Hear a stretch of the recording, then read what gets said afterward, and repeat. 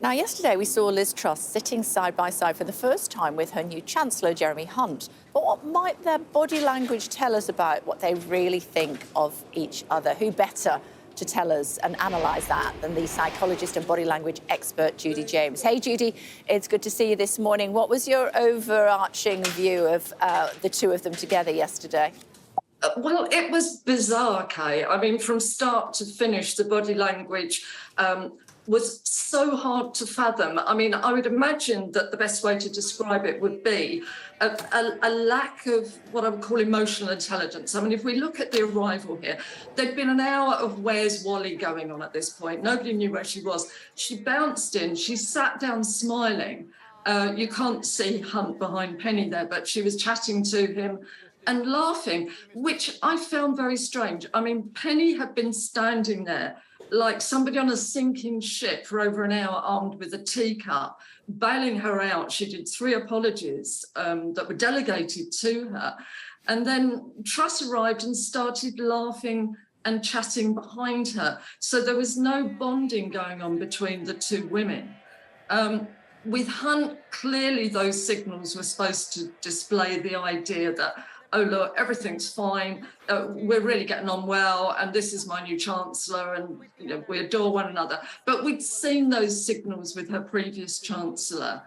How long ago was it? I don't know, a week, maybe 2 weeks ago. But then she fell into what we can see here, which is what I call waxworks mode. She didn't join in at all. Her facial expression became frozen.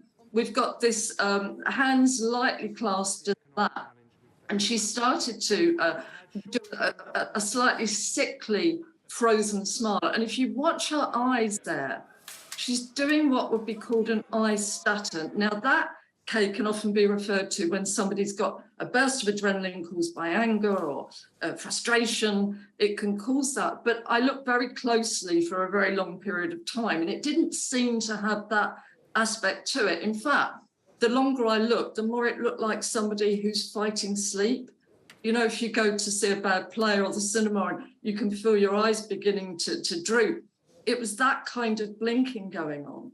And then the only other sign that we got from her body language, and I'm sure you've spotted this when you've interviewed her in the flesh, it's what I would call her poker tell, which is where she does a little when she doesn't like something, her chin sort of moves from side to side. But apart from that, very little endorsement signals going on. Normally we'd expect to see her looking at Hunt, nodding, agreeing, but she just sat there looking slightly glazed, looking at the opposition, but without any real focus. And then obviously after half an hour, she potted off again. Very strange. Yeah, do you get the impression from looking at her body language that she's determined or defeated? I think, I'm on the fence on this one. Determined in the brain cells, but I think generally her body's telling her that she's defeated. She's self-heckling.